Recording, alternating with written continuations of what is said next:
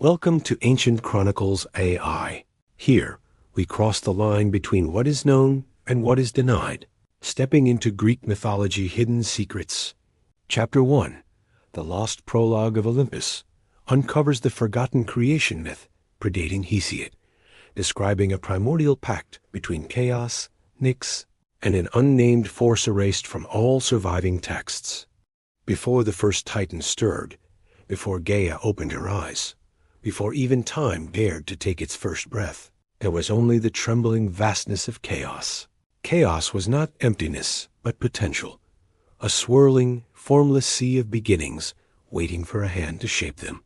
From its shifting depths emerged Nyx, the night, cloaked in shadows older than darkness itself. Her wings unfurled across the void, scattering sparks that would one day become stars, though none yet dared to shine. Chaos watched her with silent awe, for she was the first to give shape to the shapeless, the first to carve meaning from the void. But Nyx did not come alone. Something followed her, something without name, without form, without memory.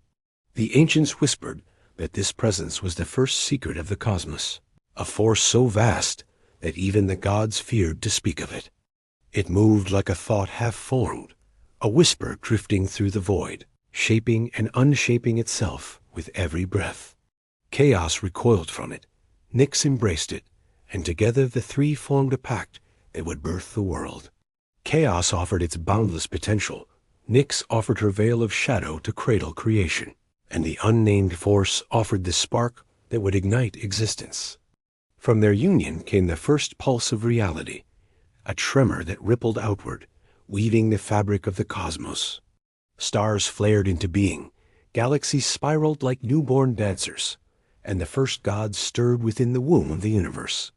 But the unnamed force demanded a price. Its identity must remain hidden, erased from all memory, sealed beyond the reach of gods and mortals alike. Nyx agreed, folding its name into the deepest layer of night, where no light could ever touch it. Chaos swallowed the memory of its form, scattering it across the void like dust lost between worlds. Thus the pact was sealed, and the cosmos was born, but with a secret at its core, a truth so ancient that even Zeus would never know it. And though the name of the third force has been erased from every surviving myth, the world still trembles when the night grows too deep, as if remembering the presence that shaped it. Chapter 2, The Veiled Birth of Zeus, explores the hidden rituals surrounding Zeus's concealment on Crete, including the mysterious Keretes, whose dance was said to bend sound itself. Before Zeus became king of the gods, he was a trembling newborn, hidden from a father who swallowed his children whole. Rhea fled to Crete under moonless skies, carrying the infant wrapped in clouds woven by the Titaness Themis. She reached the sacred cave of Dicte, where the air shimmered with the breath of ancient spirits who had never bowed to Cronus. There she entrusted her son to the Keretes, warriors whose origins were older than Olympus, older even than the Titans. The Keretes wore bronze armor that glowed like captured lightning, and their faces were hidden behind masks carved from sacred olive wood. Their dance was not mere movement, but ritual, a pattern of steps that echoed the heartbeat of the earth itself. When they struck their shields with their swords, the sound did not ring outward. It folded in on itself, swallowed by the rhythm. This was their secret, a dance that bent sound, twisting it into spirals that confused the ears of gods and mortals alike. Cronus heard nothing of the child's cries, for the Keretes' ritual drowned every whisper in a storm of controlled silence. The nymph Amalthea nursed the infant with milk from her divine goat, whose horns dripped with golden nectar. Zeus grew quickly, his eyes bright with a fire that seemed too ancient for a child, as though he remembered a destiny not yet written. The cave walls glowed faintly whenever he slept, as if the earth itself recognized the future king resting in its cradle. Rhea returned often, but always veiled, for even the shadows feared Cronus's gaze. Each visit, she watched the Keretes perform their sound-bending dance, their movements sharp as prophecy and fluid as moonlight. Some said the dance was a gift from Nyx herself, a fragment of the primordial night woven into mortal form. Others believed the Kerites were not men at all, but spirits born from the clash of the first storms. When Zeus finally left the cave, grown and burning with purpose, the Kerites vanished into the mountains, their duty fulfilled. But on certain nights in Crete, when the wind is still and the stars burn low, travelers swear they hear the faint clang of bronze, a reminder of the guardians who once bent sound to hide the child destined to rule Olympus. Chapter 3. The forbidden name of Hera reveals the suppressed myth that Hera possessed a secret, older identity tied to earth magic and sovereignty long before she became queen of Olympus. Before Hera became the Thunder King's bride, she was a goddess whose power rose from the soil itself. Older than the sky she would one day rule beside. Her first worshippers called her not Hera, but a name whispered only in groves where moonlight touched the roots of sacred trees.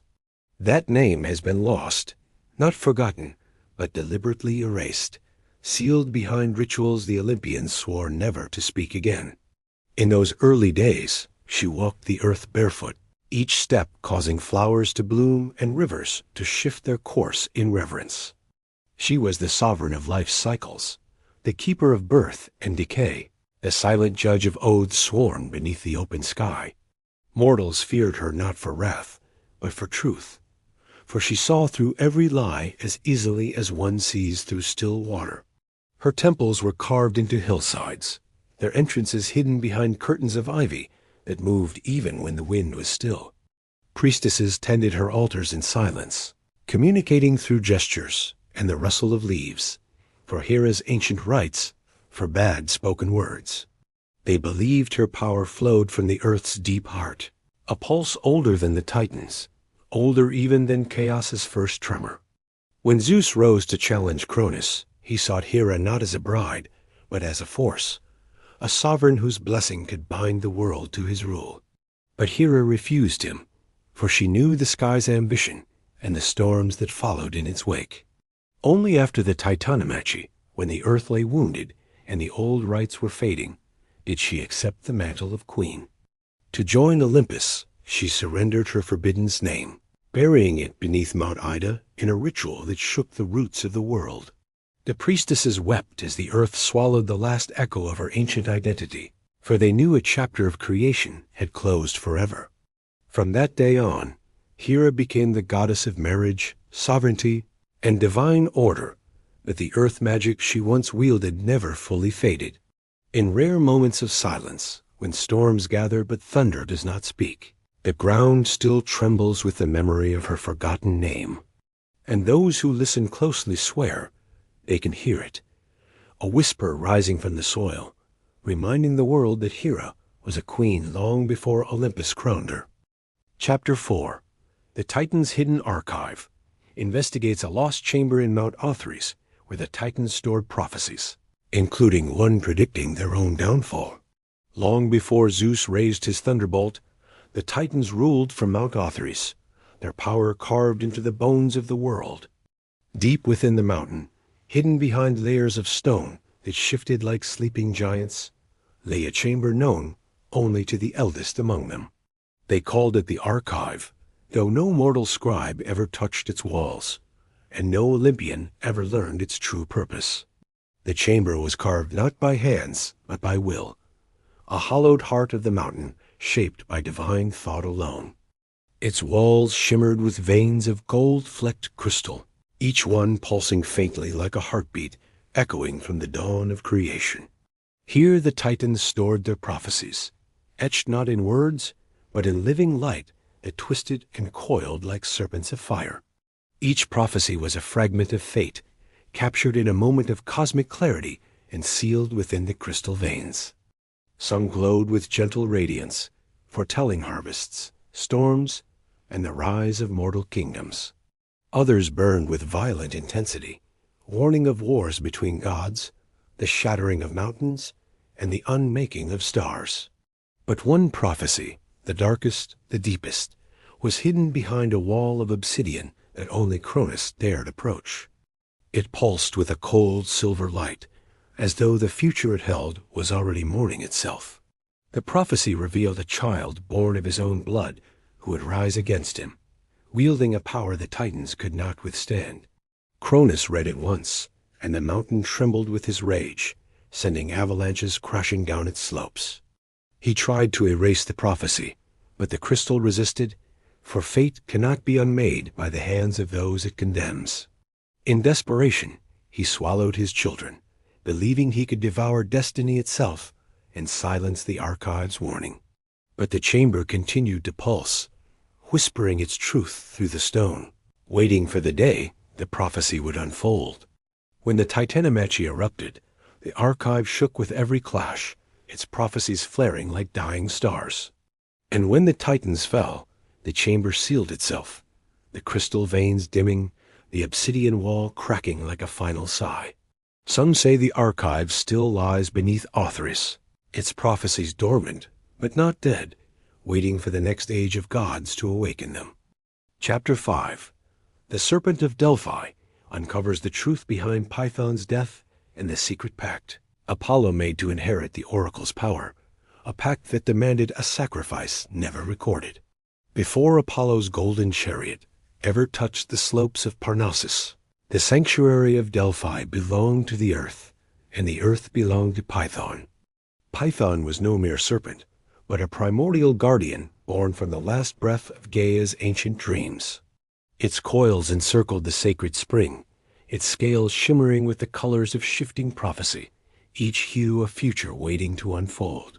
Mortals approached the sanctuary with trembling reverence, for Python saw through every lie, every intention, every unspoken fear.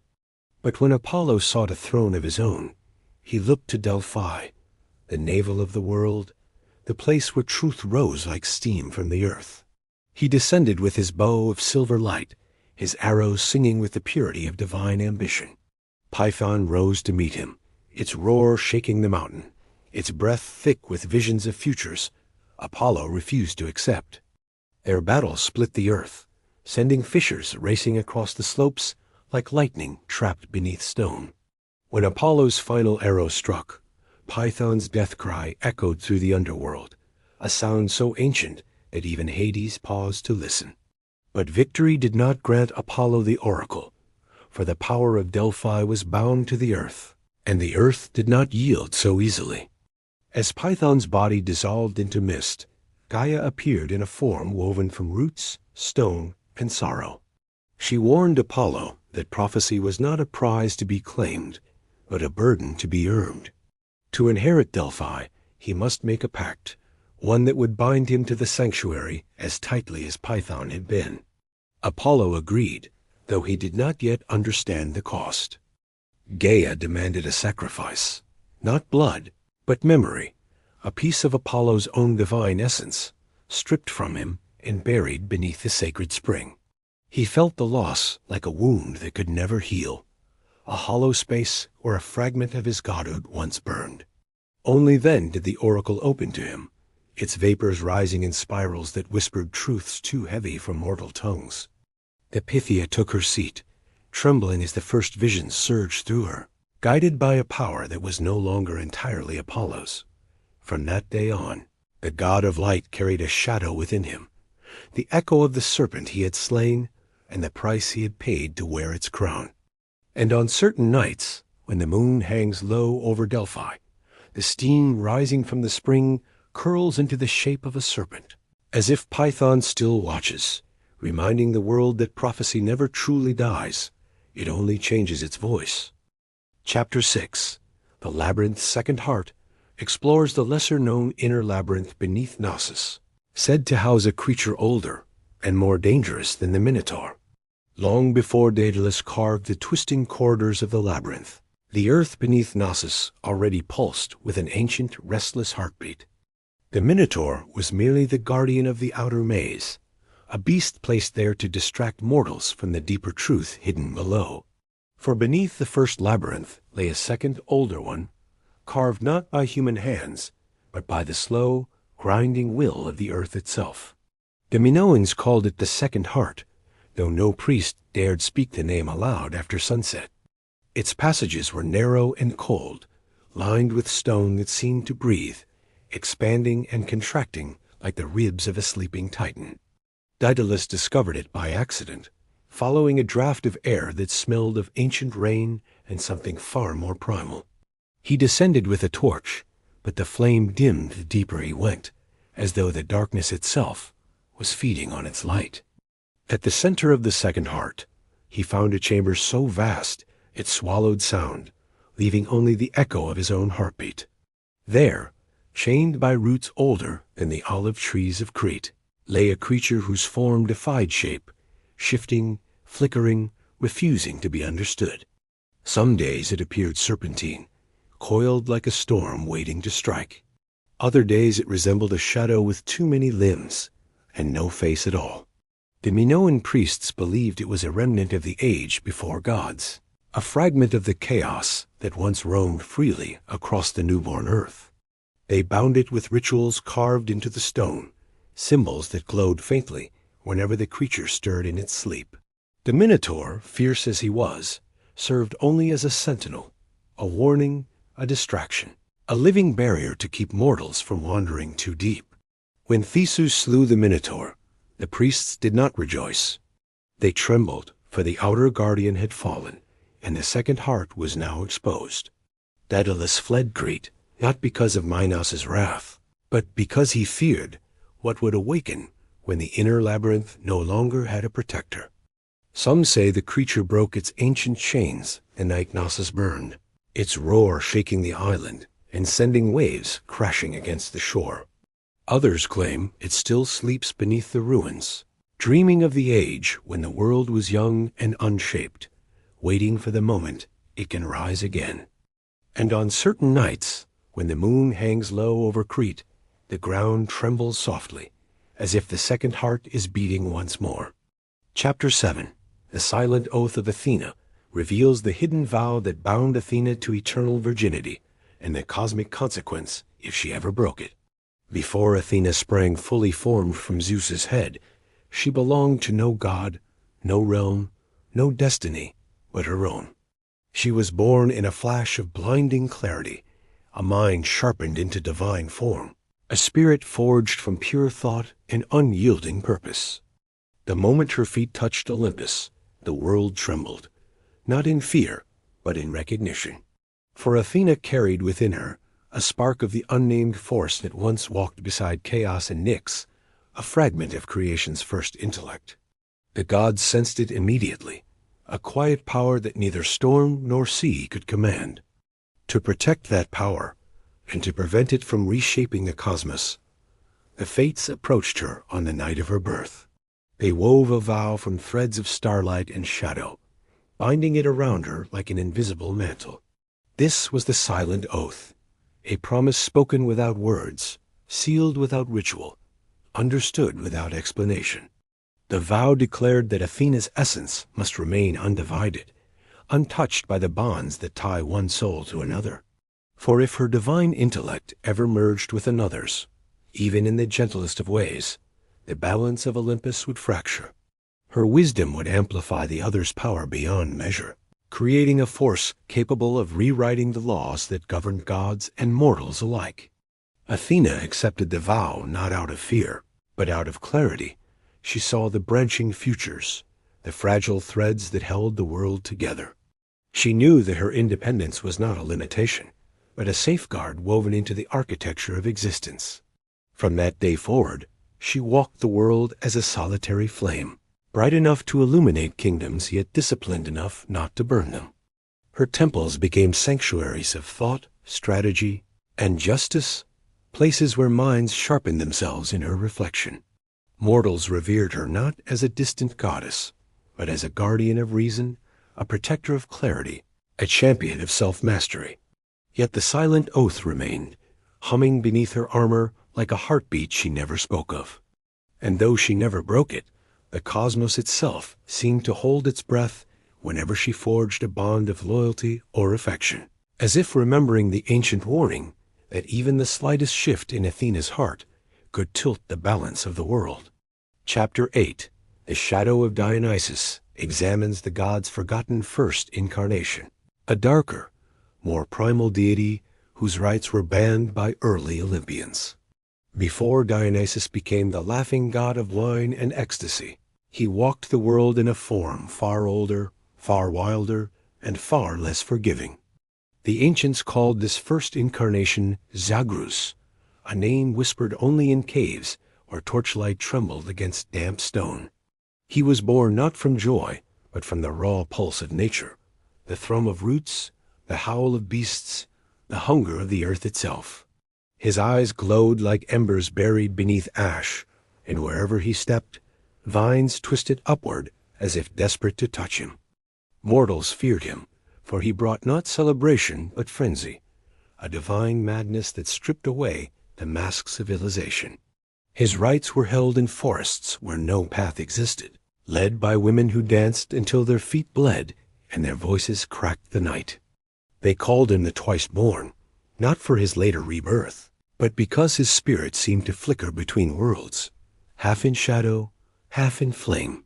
The Olympians watched him with unease, for his power did not obey the laws they sought to impose upon the cosmos. Zeus feared that Zagreus's wild divinity could unravel the fragile order he had carved from the ruins of the Titans. Hera feared something deeper, that mortals loved this primal god more fiercely than they loved Olympus itself. So the early gods conspired to bury his first name, his first rites, his first truth beneath layers of gentler myth. They reshaped him into Dionysus, a god of wine, theater, and revelry, a mask placed over a storm. But the shadow of Zagreus never vanished. It lingered behind every cup raised in celebration, every dance that spiraled into ecstasy. Some say the Maenads still remember his older face, their eyes flashing with ancient fire when the moon is full. Others claim that deep in the mountains of Thrace, the original rites continue, hidden from Olympus and untouched by time. And on certain nights, when the wine is too strong and the drums beat too fast, mortals feel a presence older than joy, a whisper of the god who once walked the world as a shadow, wild and unbound, demanding not worship but surrender. Chapter 9. The Unwritten Trials of Heracles uncovers the 13th labor erased from myth, a task involving a gate between worlds and a truth Heracles refused to speak. After completing his 12 labors, Heracles believed his torment was finally over, but the gods knew one trial still remained. This final task was not given by Eurystheus, nor by Hera, nor even by Zeus, but by the Moirai themselves.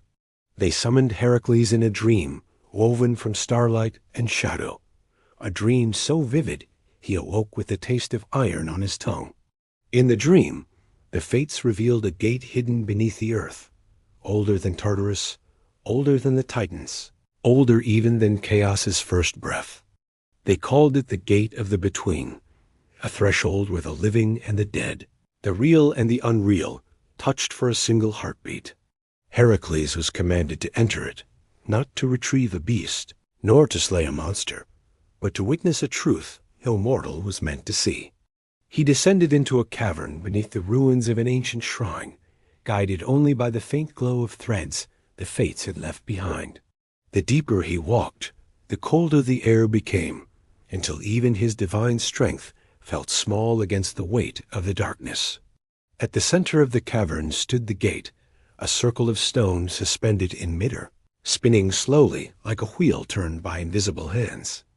Its surface shimmered with shifting images, faces he knew, faces he feared, and faces he had yet to meet.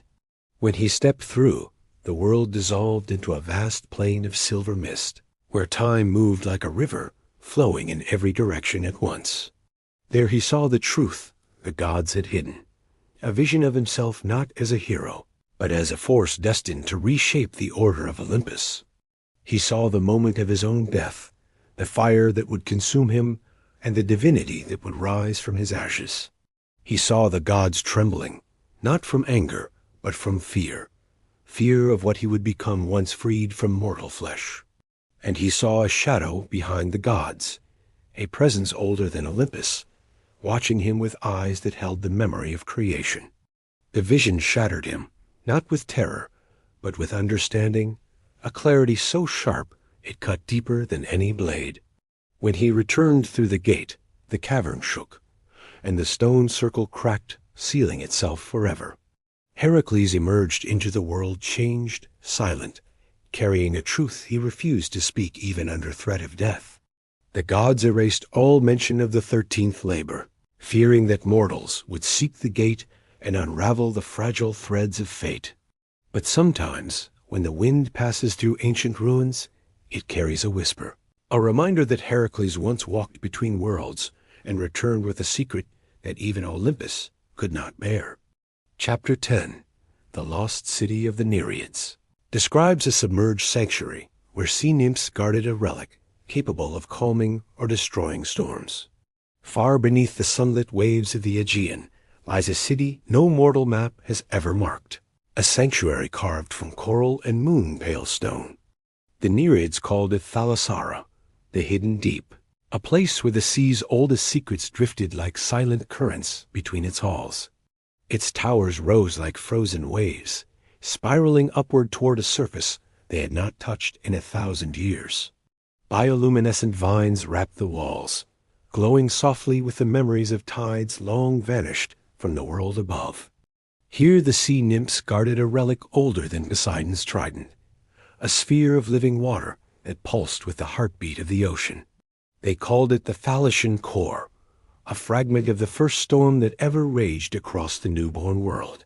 In the hands of a god, it could calm the wildest tempest or summon a storm capable of swallowing entire kingdoms. In the hands of a mortal, it would drown the mind in visions of the deep, leaving only a whisper where a soul once lived. The Nereids tended the core in a chamber shaped like a giant shell, its interior shimmering with shifting reflections of distant storms. Each nymph carried a fragment of its power within her, a spark that allowed her to soothe waves, guide sailors, or summon whirlpools when threatened. But the core itself remained untouched, for even the Nereids feared the ancient will that slept within its swirling depths. Legends say that once, a god sought to claim it, a figure whose name the sea refuses to speak. When he reached for the core, the city trembled, and the ocean rose in fury, dragging him into the abyss where no light follows.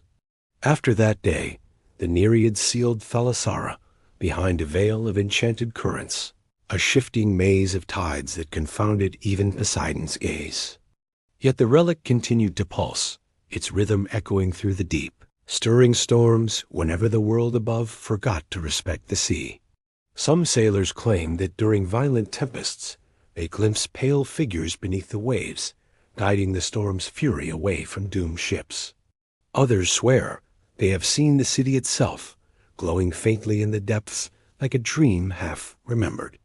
And on rare nights when the sea lies impossibly still, the water hums with a soft, ancient resonance, as if the Thalassian core is breathing, waiting for the day it will be needed once more. Chapter 11, The Oracle of the Dead, explores the necromantic rituals at the Necromantician and the secret price mortals paid to speak with the dead.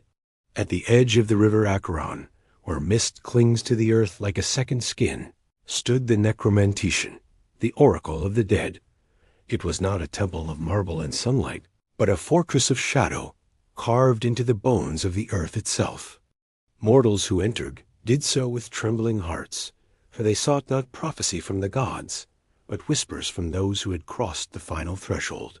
The priests of the Necromantician were pale, silent figures who moved like drifting smoke, their eyes reflecting neither life nor death. They guided supplicants through narrow corridors lit by oil lamps that flickered with blue, unnatural flames. At the heart of the temple lay a chamber where the air grew heavy, thick with the scent of iron, myrrh, and forgotten grief. Here the rituals began, not with prayer, but with surrender. The priests demanded offerings not of gold or grain, but of memory, for the dead would speak only to those who gave up a piece of themselves. Mortals drank a bitter potion brewed from poppy, asphodel, and water drawn from the river that touched the underworld. The mixture clouded their senses, blurring the line between waking and dreaming until the two became indistinguishable. Then the chanting began, low, rhythmic, ancient, a language older than Olympus, older than the Titans, older than the first dawn. The walls trembled as shadows gathered, coiling like smoke around the supplicants' feet. From the darkness emerged the dead, not as ghosts, but as echoes shaped by memory and longing. They spoke in voices that seemed to come from everywhere and nowhere, revealing truths mortals were never meant to carry. Some asked for forgiveness, others offered warnings, and a few begged to be remembered so they would not fade into oblivion. But every revelation came with a cost. The memory the supplicant had surrendered was consumed, erased forever from their mind. Some left the temple unable to recall the face of a loved one, the sound of their own name, or the reason they had come at all. Others emerged with eyes hollowed by truths too heavy for mortal hearts, truths that followed them like shadows long after they returned to the world above. The priests never spoke of the greatest secret, that each ritual fed the boundary between life and death, strengthening a veil that constantly threatened to tear. And on nights when the moon vanished and the river ran silent, the necromancetian itself seemed to breathe, as if the dead were pressing against the walls, waiting for the moment when the living would open the gate once more. Chapter 12. The Hidden Face of Hades reveals a suppressed myth in which Hades briefly walked the mortal world, leaving behind a relic that still influences fate. There was a time, long before poets shaped Olympus into legend, when Hades stepped beyond the gates of the underworld and walked among the living. He came not in wrath, nor in judgment, but in silence, a shadow wrapped in mortal form, unseen by gods and men alike. The earth trembled softly beneath his feet, not from fear, but from recognition, as though the soil remembered its oldest sovereign. He walked through villages where no one noticed him, though dogs whimpered and children shivered without knowing why. Hades observed the mortal world with a gaze both distant and tender, seeing life not as a gift, but as a fragile flame flickering against the wind. He carried no helm, no scepter, no symbols of dominion, only a small obsidian shard that pulsed faintly with underworld light. This shard was a fragment of the river Lethe, crystallized into form, capable of bending memory, fate, and the thin boundary between worlds. Hades sought a place to hide it, for even he feared the power it held, a power that could unmake destiny with a single touch. He traveled to a lonely hill, where the wind whispered of forgotten gods, and the grass grew in spirals no mortal hand had sown. There he buried the shard beneath a stone altar, pressing his palm to the earth until the ground sealed itself like a closed eye. As he did, the air shimmered, and the world seemed to hold its breath, sensing the weight of what had been hidden. Before returning to his realm, Hades whispered a single command to the relic, a word that bound it to the fabric of fate itself. From that day forward, the shard influenced the world in subtle ways. A forgotten memory restored at the perfect moment, a doomed life spared by chance, a prophecy shifting like sand. Mortals never knew its name, but they felt its presence in the quiet turns of destiny, the inexplicable twists that shaped empires and shattered kings. The gods, sensing something amiss, searched for the source of these disturbances, but Hades remained silent, his face unreadable as stone.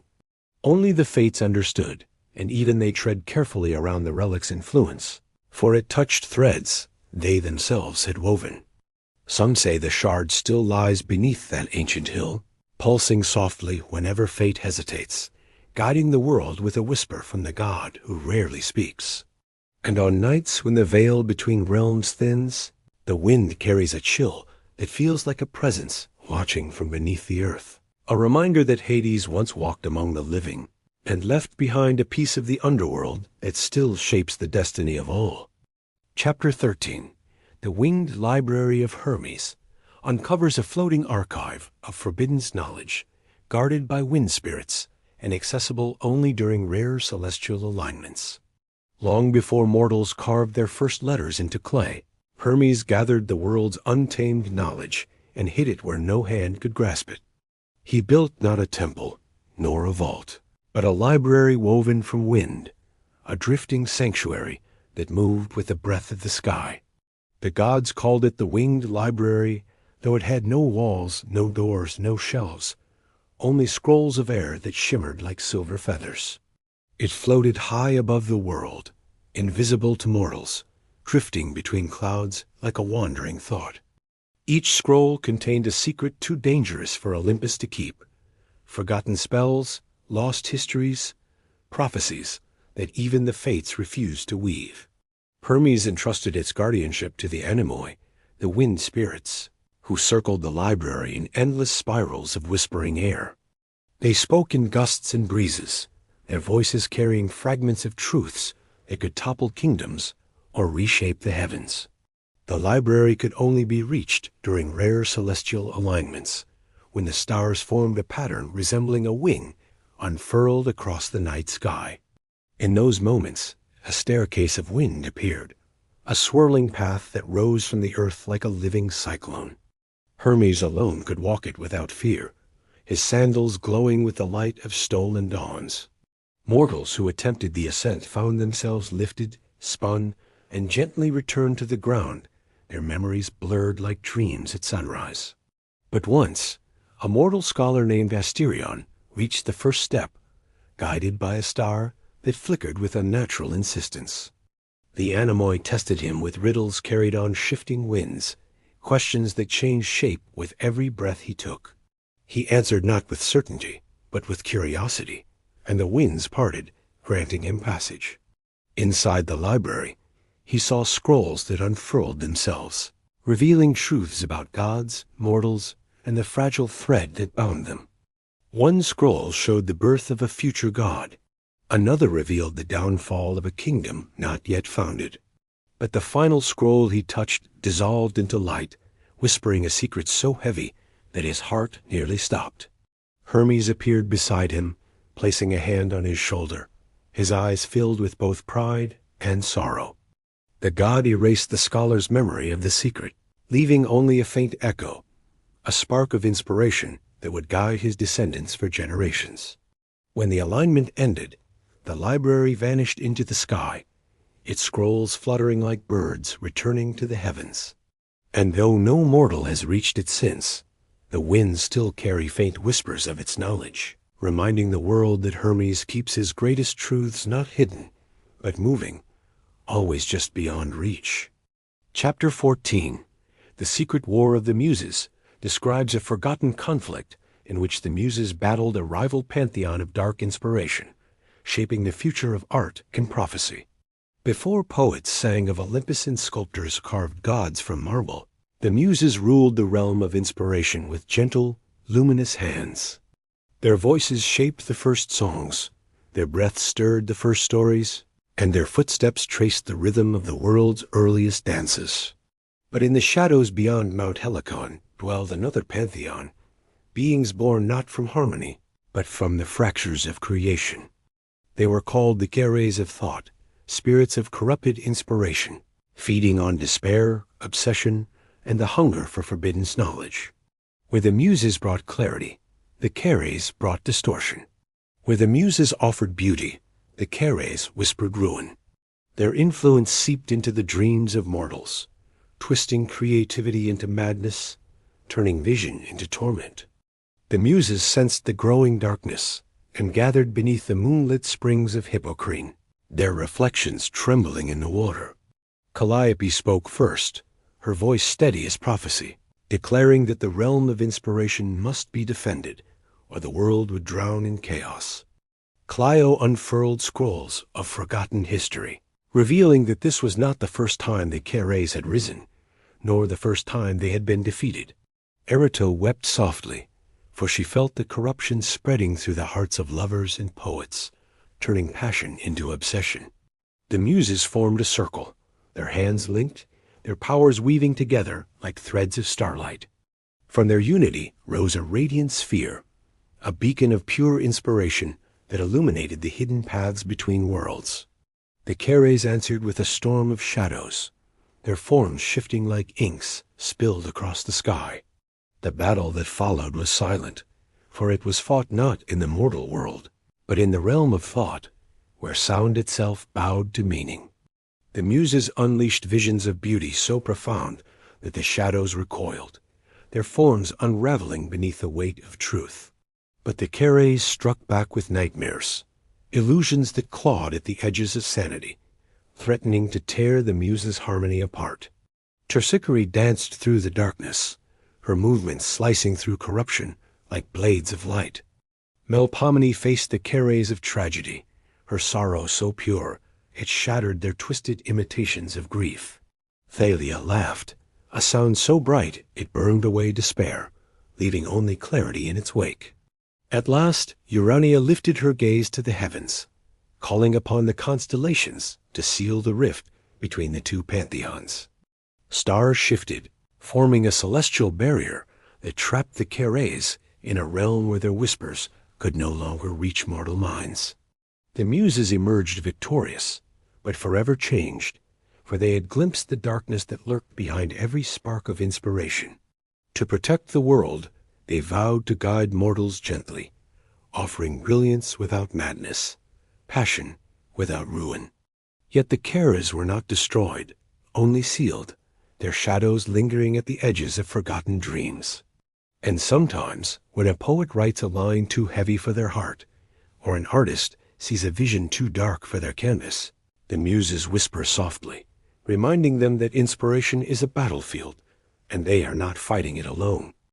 Chapter 15, The Final Secret, The Heart of Olympus, concludes with the revelation of a hidden chamber beneath the throne room, a gateway not to another realm, but to the divine essence that binds all gods, mortals, and myths.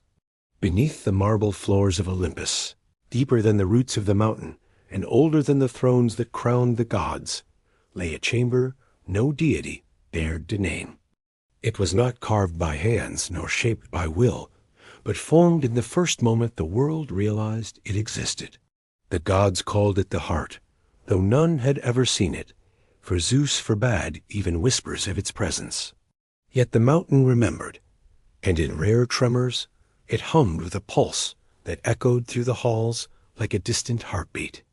This chamber was hidden beneath the throne room, sealed behind layers of divine stone that shifted like living flesh. Only one path led to it, a narrow descent lit by no flame, guided only by the faint glow of truth itself. The gods avoided it, for they sensed that the heart did not belong to them, but to something older, something that watched even Olympus with quiet judgment. One night, when the constellations aligned in a pattern unseen since the dawn of creation, Athena descended the hidden path. She walked in silence, her armor dimming as she neared the chamber, as though the very air demanded humility.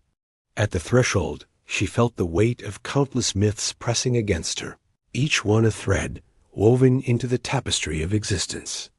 The door opened without touch, revealing a vast chamber filled with light that did not shine, but breathed.